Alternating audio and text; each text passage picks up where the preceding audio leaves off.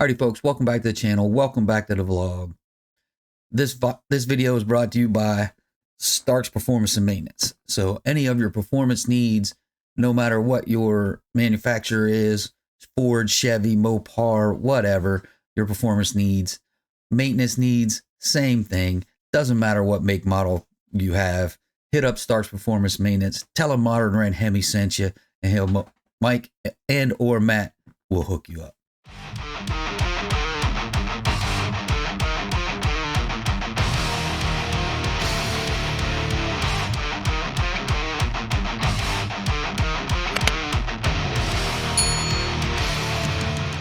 All right, let's get into the video.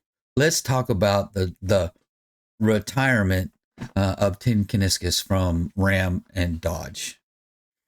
So first and foremost, whether we're going to talk about a couple of these scenarios, whether he retired himself, he was forced to retire, or he was fired, any CEO, for the most part, any CEO that's been a good CEO, a professional, on top of things, on top of his game, they're either going to retire him or they're going to let him go. Obviously, he's got a huge severance package from Stellantis. So no matter which scenario, which we may never know which scenario this pans out to be, he did his job. He did his job good, and he was an awesome CEO. So you're not going to see him get fired per se. You're going to get the thing where, oh, we let him go, or he retired, we gave him a severance package.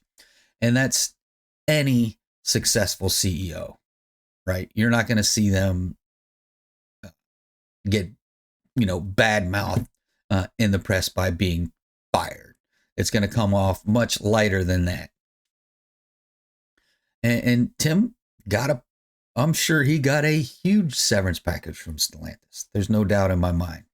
And could he fully retire from that? Probably. Are we going to see him pop up somewhere else here in the near future? I wouldn't doubt it a bit. So I don't think he actually retired. This is what I think happened. So there's one of three scenarios.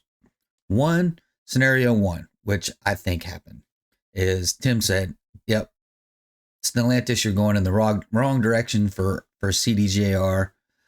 I'm out of here. Give me a severance package and we'll call it a day. That's scenario number one.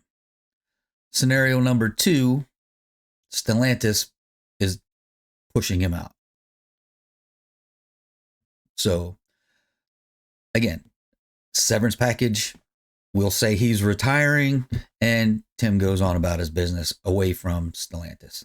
And the last one is there was a butting heads of Mr. Tavares and Tim. Would love to be a fly on the wall for that one, where they just agreed to disagree. I'm sure there was some heated discussions, but they agreed to disagree to part ways. And, oh, by the way, give me a severance package and I won't say anything and I'm out of here. So 2 and 3 kind of go a little bit hand in hand.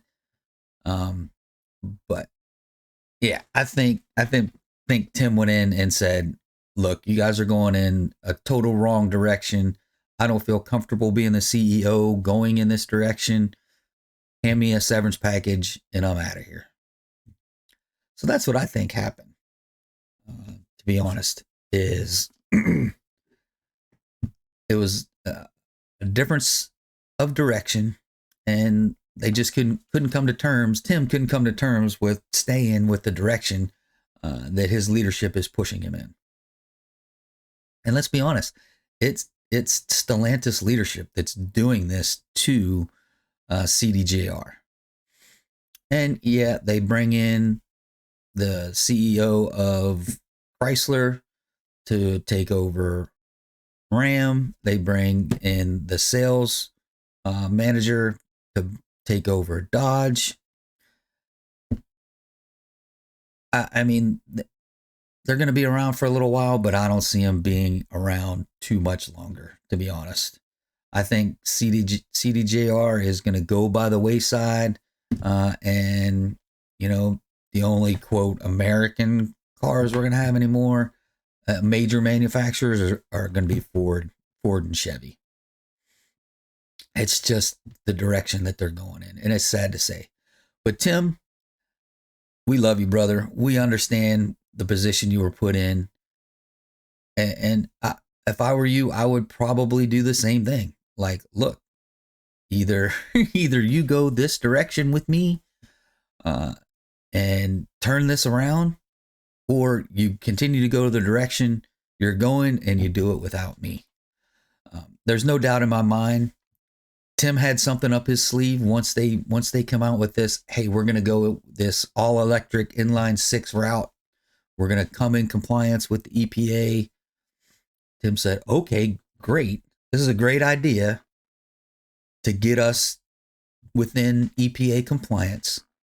But then let's bring back a V8. Let's call it whatever we want, but let's bring back a V8 now that we're in compliance.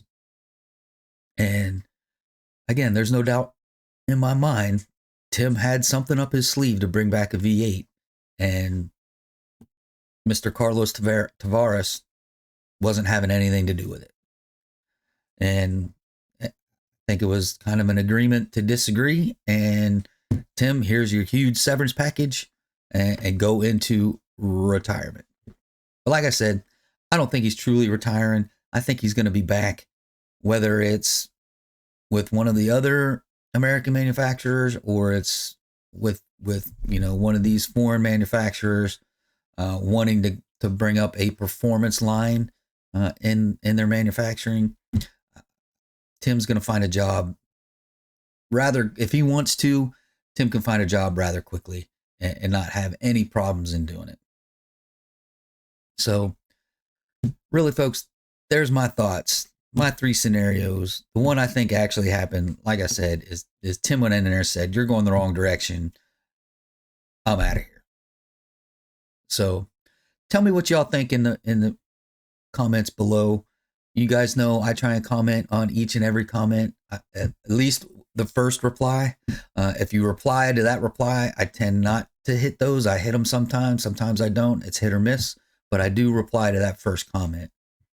But that's going to do it for this one, folks. If you are stopping in for the first time, please check out the rest of the channel. If you like what's going on with the rest of the channel, do me those few things.